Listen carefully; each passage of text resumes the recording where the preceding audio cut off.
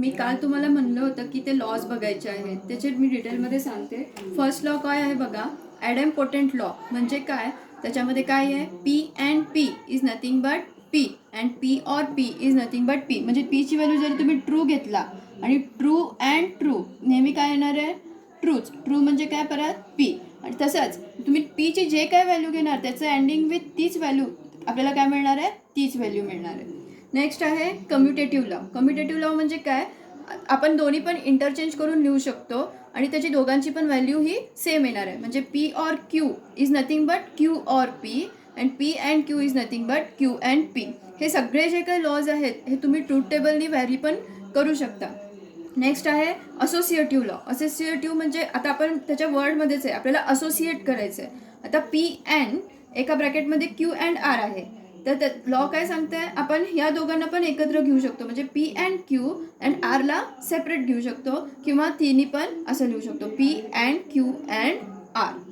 Next is distributive. Distributive म्हणजे वर्डिंगमध्येच आपल्याला समजतं, डिस्ट्रीब्यूट करायचं आहे आपल्याला, राईट. आपण मल्टिप्लिकेशनमध्ये पण करतो, ए आणि बी प्लस सी असेल तर काय लिहितो आपण, A B plus A C. म्हणजे एला या पूर्ण ब्रॅकेटमध्ये डिस्ट्रीब्यूट करतो. त्याचप्रमाणे इथं पण आहे, P and Q or R. म्हणजे पीला पी अँड क्यू ह्याला डिस्ट्रीब्यूट केलं.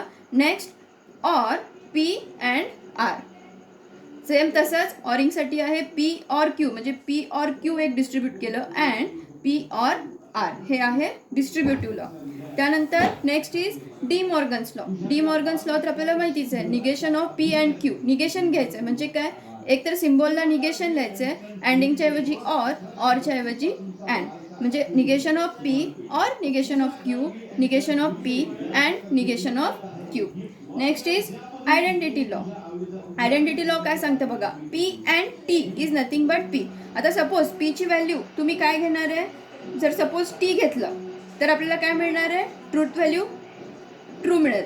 आणि जर इथं तुम्ही एफ घेतला, एफ टी म्हणजेच काय आहे, ही पीची व्हॅल्यू आहे. सपोज पीच्या ऐवजी तुम्ही एफ घेतला तर F and T is nothing but F. F म्हणजेच काय, परत पी आहे. म्हणजे P and T is nothing but P. P or T is nothing but T also.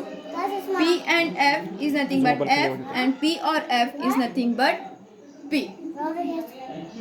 Next is complement law. Complement law काय सांगते, P and negation of P is nothing but F. म्हणजे जर तुम्ही P ची value true घेतला and negation of P म्हणजे काय, F, ह्याची व्हॅल्यू आपल्याला काय मिळणार आहे, F मिळणार आहे. जर तुम्ही ह्याची व्हॅल्यू पीची व्हॅल्यू एफ घेतला and negation of P is nothing but true, एक जरी व्हॅल्यू फॉल्स असेल तर आपल्याला एंडिंगची व्हॅल्यू काय मिळणार आहे, एफ मिळणार आहे. म्हणजे हे झालं कॉम्प्लिमेंट लॉ. आणि निगेशनसाठी आपल्याला ती ट्रू मिळणार आहे, कारण जर पी तुम्ही ट्रू घेतला तर त्याचं निगेशन एफ असणार आहे आणि हे जर एफ असेल तर याचं निगेशन टी असणार आहे. म्हणजे जे काय ऑर असणार आहे ते काय असणार आहे, टी मिळणार आहे. Next is absorption law. Absorption law काय सांगतं आपल्याला, P or P and Q is nothing but P and P and P or Q is nothing but also P. हे झालं कंडिशनल लॉ. हे तर आपल्याला खूप इम्पॉर्टंट आहे आणि हे सगळ्या एक्झाम्पलमध्ये मोस्टली लागतं.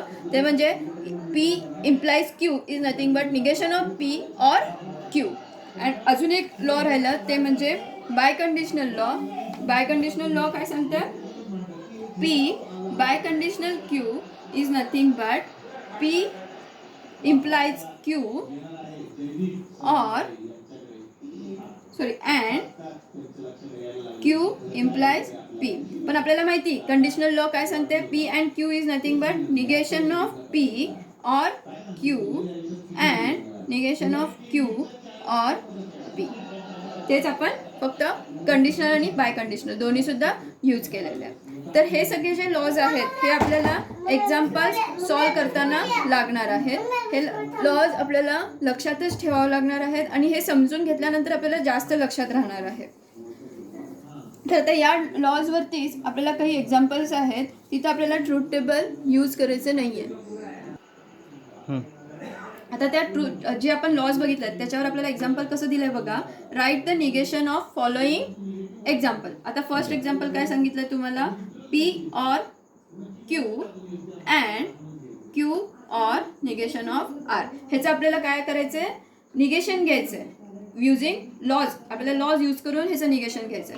आता ह्या पूर्ण ब्रॅकेटला निगेशन येणार आहे पहिल्यांदा. Negation of P or Q and negation of Q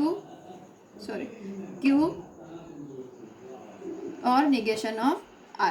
आता ह्याच्यासाठी निगेशन यूज केलं तर काय येणार आहे? Negation of P or Q अँडिंगचं ऑरिंग होणार आहे and negation of Q and negation of R. आता ह्यांना जर निगेशन दिलं तर negation of P and negation of Q or negation of Q, negation cancel, ऑरचं अँड फक्त इथं R येणार आहे. राईट. आता ह्याचीच व्हॅल्यू आपण कसं लिहू शकतो? इथं Q आहे म्हणजेच काय येणार आहे? आपण हे कसं लिहू शकतो? Negation of Q and negation of P or negation of Q and R. हे कुठलं लॉ आहे? आता P फक्त इंटरचेंज केलं आहे म्हणजेच हे कुठलं लॉ झालं? आपण यूज केलं इथं कम्युटेटिव्ह लॉ. आणि आता काय करायचं आपल्याला? Q आणि म्हणजेच काय आलं? Negation of Q and negation of P और R. हे झालं डिस्ट्रीब्युटिव्ह लॉ. आपण या स्टेपपर्यंत लिहिलं तरी फक्त चालतं. ही स्टेप सुचली ठीक नाही, इट्स ओके. नेक्स्ट एक्झाम्पल काय आहे बघा. P implies Q or R. आता ह्याचं निगेशन घ्यायचं आहे. निगेशन ऑफ P और Q और R. आता P और Q काय असतं? निगेशन ऑफ P और Q अँड हे काय आहे? R आहे. राईट. आता ह्याला निगेशन घ्यायचं म्हणजे काय येणार आहे? Negation cancel, P and negation of Q ऑरचं अँड निगेशन ऑफ R. आलं लक्षात? त्यानंतर नेक्स्ट एक्झाम्पल काय दिलेलं आहे आपल्याला? P and Q or R. आता ह्याचं निगेशन घ्यायचं आहे. Negation of P and Q or R is nothing but negation of P अँडिंगचं ऑर, त्यानंतर या ब्रॅकेटला एक आपल्याला निगेशन द्यायचं म्हणजे काय आलं? Negation of P and negation of Q ऑरिंगचं अँड आणि निगेशन ऑफ R. हेच कसं लिहू शकतो? Negation of P or negation of Q and negation of R. येतं लक्षात? त्यानंतर अजून एक एक्झाम्पल आहे. हे सगळे सॉल्व एक्झाम्पल मी तुम्हाला नोट्समध्ये दिलेले आहेत. प्लीज केअरफुली बघा आणि अजून एकदा ते सगळे एक्झाम्पल्स सॉल्व करा. तर काय दिलं आहे? P and Q implies negation of P और ऑर. आता आपल्याला माहिती P अँड Q इम्प्लाइज. आता सपोज तुम्ही ह्यालाच जर A कन्सिडर केला आणि ह्याला B, तर मध्ये काय आहे? इम्प्लाइज. म्हणजे आपल्याला इथं कंडिशनल लॉ यूज करायचं आहे. कंडिशनल लॉ काय सांगतं आपल्याला? Negation of P and Q और Q म्हणजे निगेशन ऑफ P और R. आता ह्याला पूर्ण आपल्याला काय घ्यायचं आहे? निगेशन. म्हणजे निगेशन कॅन्सल होऊन काय येणार आहे? P अँड Q आणि अँड ह्याला परत आपल्याला काय द्यायचं आहे? निगेशन ऑफ P और R. येतं लक्षात? म्हणजेच काय येणार आहे? P and Q and negation cancel and negation of R. येतं लक्षात? आता इथं हेच काय लिहू शकतो आपण? Q and by using commutative law. म्हणजेच आपण हे कसं लिहू शकतो? Q and P and negation of R. I hope हे सगळ्यांना एक्झाम्पल समजले असेल. तसंच आपल्याला अजून एक सांगितलेलं आहे, rewrite the following statement without using if then. त्यांनी आपल्याला स्टेटमेंटमध्ये इफ देन यूज केलेलं आहे, पण आपल्याला काय करायचं आहे? ते स्टेटमेंट असं लिहायचं आहे की त्याच्यामध्ये इफ आणि देन नसायला पाहिजे. फर्स्ट एक्झाम्पल काय बघा. If prices increase then the wages rise.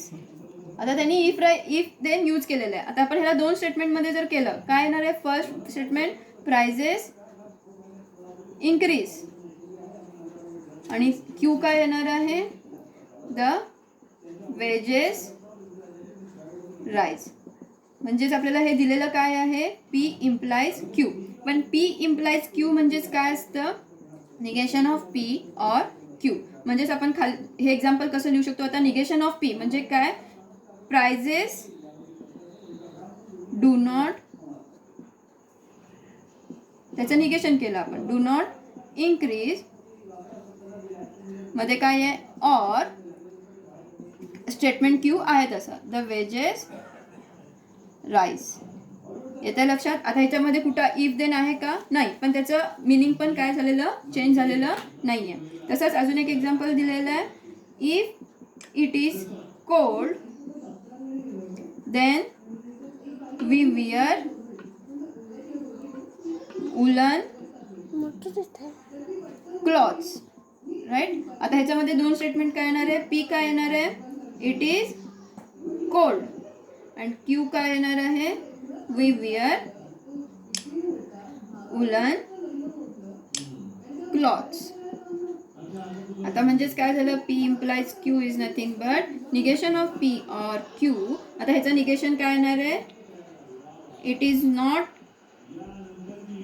Cold we or we wear woollen clothes. I hope हे सगळ्यांना समजलेलं असेल. आणि अजून एक दिलेलं आहे एक्झाम्पलमध्ये, without using truth table prove that. ह्याच्यामध्ये तर फक्त सगळे लॉ यूज केलेले आहेत. प्लीज मी जे नोट्स दिले त्याच्यामध्ये तुम्ही हे डिटेलमध्ये एक्झाम्पल बघा आणि समजून घेण्याचा प्रयत्न करा. ह्याच्यावरतीच बेस्ड ऑन एक्सरसाइज 1.4 आहे जे तुम्हाला सॉल्व करायचं आहे.